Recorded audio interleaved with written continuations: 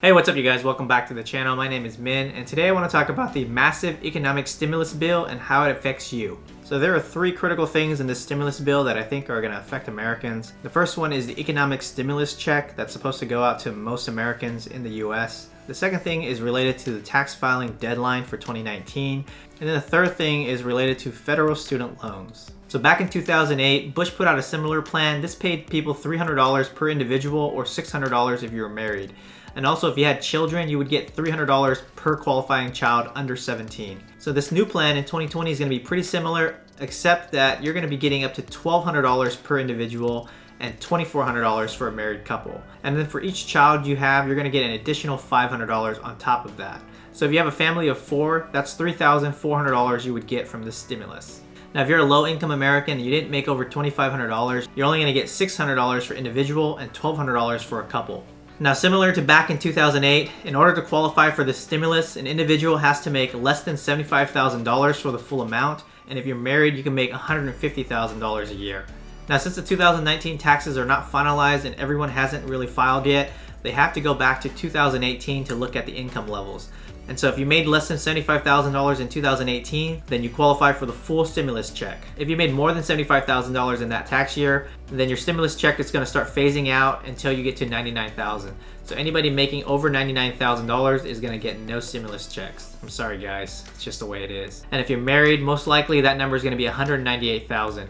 We'll just have to wait and see what the final details are. So they expect checks to be mailed out in April. Most likely this is going to be in the form of a direct deposit. Back in 2008, you can actually claim your rebate checks online. People had to log in and actually enter their information, and then checks will be mailed out. Now this is not going to work for everybody because not everybody has the internet, so there's got to be some other means for getting this. There's probably going to be a number you can call. That route is probably going to take a lot longer. Most likely if you e-filed in 2018, they already have your direct deposit information. They're just going to put all that information in and hopefully things will go really smooth for you. Now, if things don't get better, most likely there will be another check that's going to be sent out for the same amount, so you may get a second stimulus check in May as well. Now, none of this is finalized yet. This is just my speculation and some of the research I've been doing in the last stimulus payment. Most likely it's going to follow suit. This seems to be the most efficient way of doing things with the amount of data that they actually have. They obviously can't use 2019 tax filing because not everybody has filed yet. And also, I'm going to talk a little bit later about this. They're actually delaying the filing date for this year. So hopefully this information was helpful for you guys regarding the stimulus check. And then the next thing that they're changing, which might affect you, is the tax filing date.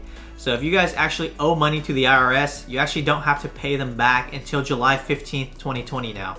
They've extended the filing date for 3 months or 90 days from April 15th to July 15th, 2020. So that means if you owe them, let's say $5,000 and you didn't pay your taxes, you can now pay them in July penalty-free and interest-free. So that's going to help a lot of individuals out who haven't paid their taxes or have been waiting because they don't have the funds to do so. And now during this crisis, it's going to be even harder to come up with those funds. So the IRS knows that, and they've extended that date to July 15th, 2020.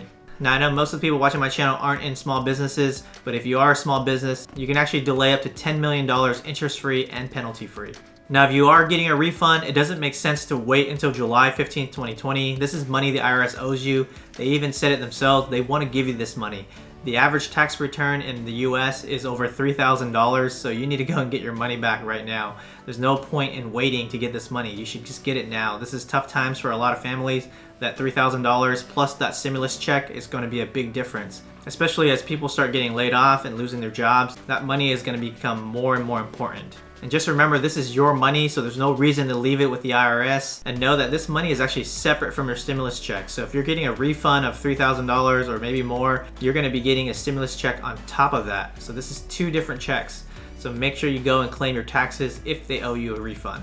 And then the last thing in the stimulus bill that affects a lot of Americans is the federal student loans. And so a lot of people have student loans with the federal government. President Trump just announced this morning that they're going to be suspending and delaying payments for 60 days so that students don't have to worry about paying back their student loans. This means that there will be no interest accrual and no penalties for those 60 days. He also mentioned that if times are still tough in May, he will extend that even longer if he needs to. Now, this isn't automatic. You have to call into your loan provider and actually request this, so make sure you get on the phone or go online and see if you can do this. Now, the president did announce that there is more good news for students. He just didn't mention it in the conference this morning. I don't really know what that means. Maybe it's some sort of loan forgiveness, I don't know, but we'll have to wait and see what happens. So guys, that's pretty much a summary of what's happened in the last couple of days. The Secretary of Treasury, the President, they've been giving updates every day regarding this coronavirus and what they're planning on doing to try to help save the economy.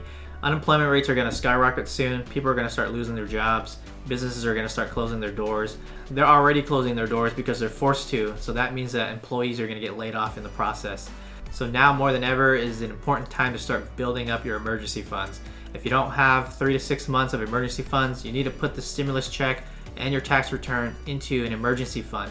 Don't go buy new cars or new stuff for your house. That's not going to help you during times like this. Things are going to get rough pretty quickly here. All of your financial flaws are going to be exposed during times like this. It's best to get your budgets in order. And if you have any high interest debt, put some of that stimulus towards that, because that's not going to help you during times like this. You want to try to get through this with minimal disruption if possible. Do your best to try to keep your job. You don't want to be that person on the chopping block. There's going to be a lot of notices coming out soon. So make sure you're a valuable employee for your company.